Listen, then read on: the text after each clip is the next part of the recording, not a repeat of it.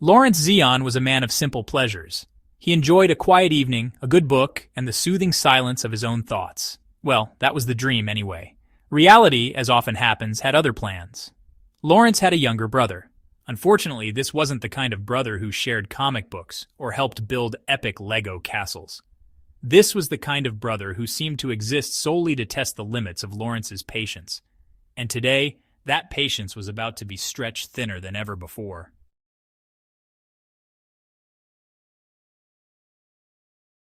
Now, Noah wasn't a bad person, not really. He just had this knack for, well, being incredibly annoying. He clung to outdated internet humor like a barnacle to a ship's hull. Think memes from the early 2010s, phrases that should have died out in the depths of internet history. It was like he'd stumbled across a dusty time capsule filled with all the cringiest relics of the internet's past, and decided to unleash them upon the world, one obnoxious meme at a time. And the worst part? He seemed completely oblivious to the eye rolls and groans he elicited from everyone around him. To Noah, these ancient relics were pure comedic gold.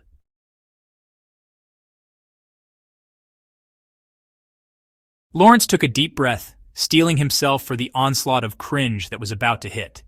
He'd cleaned his apartment, a modest but comfortable space he was rather proud of.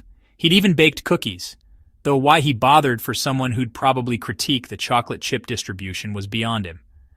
Perhaps it was a futile attempt to appease the meme-wielding gremlin that was his brother. The doorbell rang, a shrill, insistent sound that echoed Laurence's growing anxiety.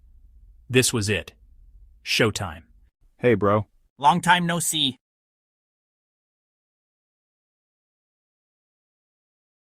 Come on in. Laurence said, trying to sound welcoming despite the sinking feeling in his gut. Noah sauntered in, his eyes scanning the apartment with an air of exaggerated scrutiny. So this is your humble abode, huh? Not bad, I guess. Laurence fought the urge to roll his eyes. He knew what was coming. It was only a matter of time before Noah zeroed in on something, anything, to unleash his unique brand of humor.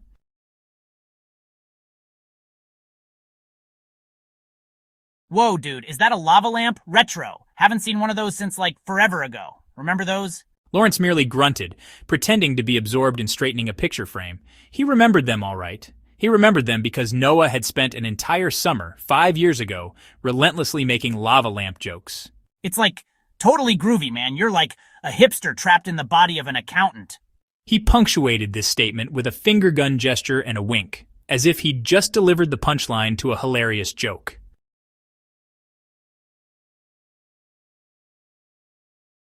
So, what do you feel like doing today? We could go to the park, play some basketball? He knew it was a long shot. Noah wasn't exactly the athletic type, but anything was better than enduring another hour of his brother's bizarre brand of nostalgia. Basketball, huh? To his surprise, Noah actually seemed to consider it for a moment. Nah, too much effort. Of course.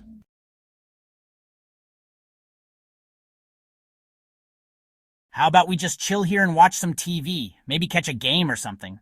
Laurence cringed inwardly. This was dangerous territory.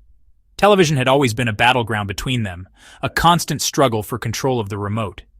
He knew from experience that a simple request to change the channel could escalate into a full-blown argument, complete with childish insults and petty recriminations.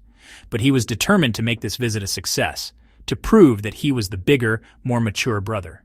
All right, TV it is. So, against his better judgment, he agreed.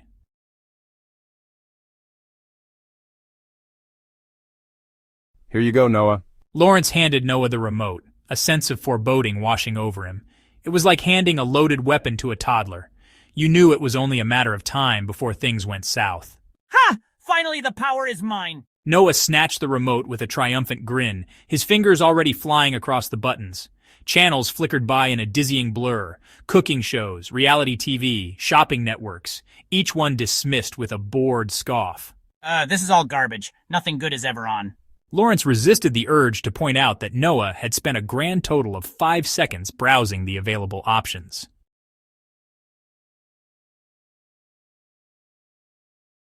Suddenly, Noah's eyes lit up.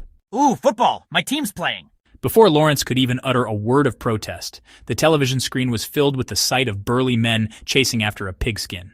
Now, Laurence loathed football. He found the whole spectacle tedious and baffling. But he'd learned the hard way that challenging Noah's taste in sports was akin to poking a sleeping bear. So he settled back on the couch and tried to make the best of it.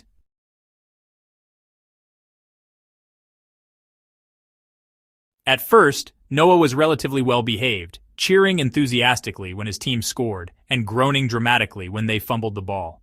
But as the game wore on, his reactions became increasingly over the top. He shouted at the television, hurled insults at the opposing team, and even started throwing popcorn at the screen whenever his team made a bad play. Come on, ref. Are you blind? That was a blatant hold. Laurence had finally had enough. This had gone far beyond brotherly annoyance. This was a full-blown meltdown, and Laurence was tired of being caught in the crossfire.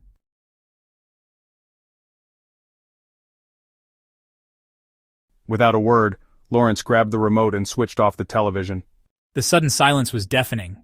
What the heck, man? I was watching that. I think it's time for a break, Laurence said calmly, his tone brooking no argument. He could feel his own anger simmering just below the surface, but he was determined to stay calm. You're being ridiculous.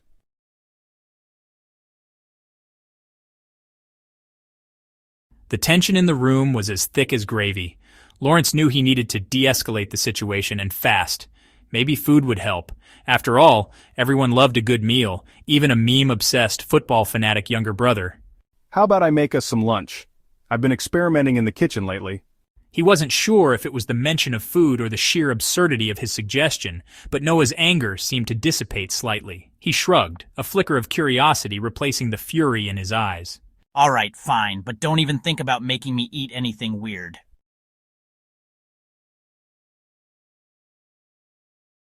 Laurence set to work in the kitchen, determined to impress his brother with his culinary prowess. He'd recently mastered a recipe for ratatouille, a colorful and flavorful dish that was sure to win over even the pickiest eater. He carefully arranged the slices of eggplant, zucchini, and tomatoes, picturing Noah's surprised and delighted face when he saw the dish. This was going to be the turning point in their visit, a culinary olive branch that would mend their fractured brotherly bond. He emerged from the kitchen, a tray laden with steaming plates of ratatouille, juicy hamburgers, and tall glasses of iced tea. Noah eyed the spread with a mix of suspicion and reluctant curiosity. He picked up a burger, took a large bite, and nodded in approval. So far, so good.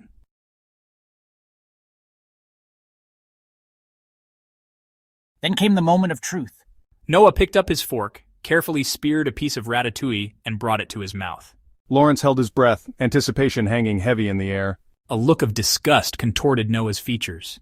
He spat the bite back onto his plate, the sound echoing loudly in the sudden silence. What is this crap? Noah exclaimed, his voice dripping with disdain. He then proceeded to scrape the offending vegetable mixture onto the floor, grinding it into the carpet with his foot. Laurence felt a surge of white-hot rage. This wasn't just about the ratatouille or the football or even the endless barrage of outdated memes. This was about years of pent-up frustration, of feeling like he was constantly being tested, his patience pushed to its absolute limit.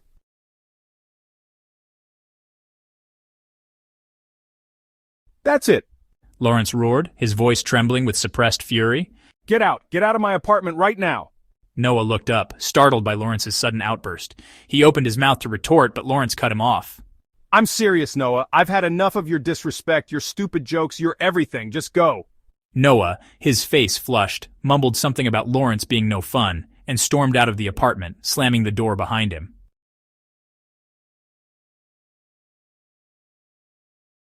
Silence. Blessed, blissful silence. Laurence stood frozen, his heart pounding in his chest. He'd finally snapped. He'd told Noah to leave. A strange mix of relief and guilt washed over him. He'd never kicked Noah out before, not really. Sure, they'd had their share of arguments, but this felt different. This felt permanent. He wandered over to the window, staring out at the bustling city below.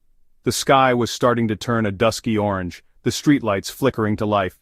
Just as he was starting to relax, his phone rang, the shrill tone jarring him back to reality.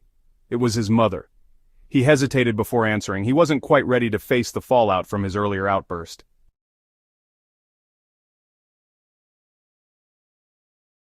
Laurence, we need you to come over here right away. It's important. His mother's voice was unusually sharp, edged with a tension he'd rarely heard before. Before he could ask what was going on, his mother hung up. He stared at the phone in his hand, a knot of dread forming in his stomach. What had Noah done now? Should I call Noah? Try to smooth things over? He knew he should probably call Noah, try to smooth things over. But the thought of hearing his brother's voice, laced with that familiar blend of sarcasm and indifference, made his blood pressure spike. He grabbed his keys and headed out the door, his mind racing with possibilities, none of them good.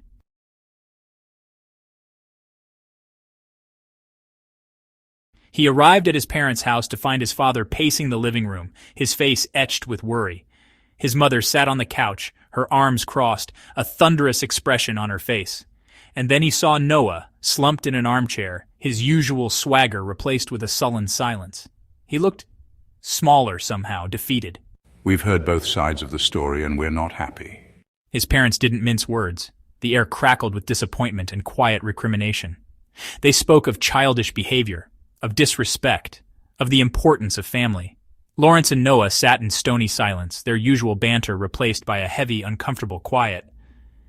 They ended up sleeping at their parents' house that night, each retreating to separate bedrooms, haunted by the echoes of their earlier fight and the weight of their parents' disappointment. I can't believe I messed up so badly. I've always been the responsible one, the one who kept my emotions in check. But today, I lost it. Laurence lay awake, staring at the ceiling, the events of the day replaying in his mind like a broken record. He couldn't shake the feeling that he'd messed up, that he'd overreacted.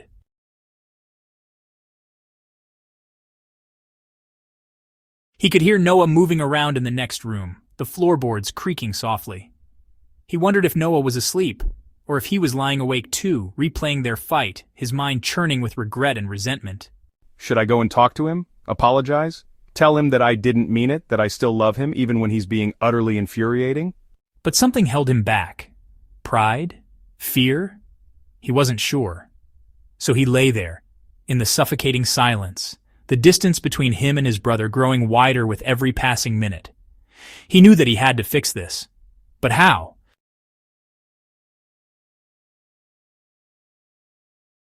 Morning arrived, painting the sky with soft hues of pink and orange. I woke to the smell of coffee and the sound of Mom's humming from the kitchen. It felt like I was a teenager again, summoned back to my childhood home after some epic falling out with Noah. Laurence found Noah already at the kitchen table, hunched over a mug of coffee, his eyes fixed on some invisible point in the distance. He looked exhausted, the bravado and swagger from the previous day replaced by a weary resignation. Their mother, sensing the tension, busied herself with making breakfast, her cheerful humming a stark contrast to the heavy silence that hung between her sons. They ate in silence, the clinking of forks against plates, the only sound that dared to break the quiet tension.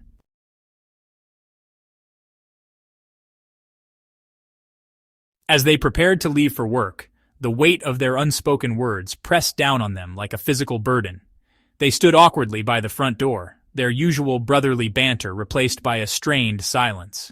Laurence cleared his throat, the sound unnaturally loud in the quiet hallway. He had to say something, to break this suffocating silence, but the words seemed to get stuck in his throat.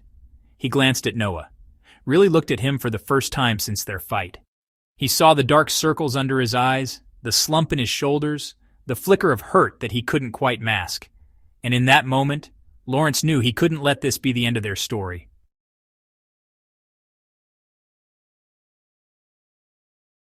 No, I'm sorry, for yesterday I overreacted. Laurence didn't elaborate, didn't offer excuses or justifications. Sometimes a simple apology was all it took to start rebuilding a bridge that had been broken.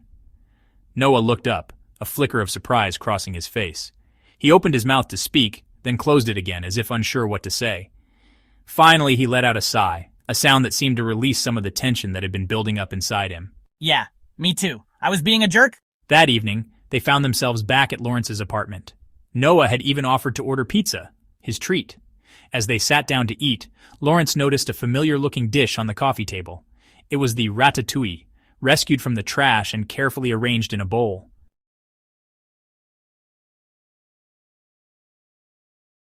I figured I should at least try it. Give it another chance.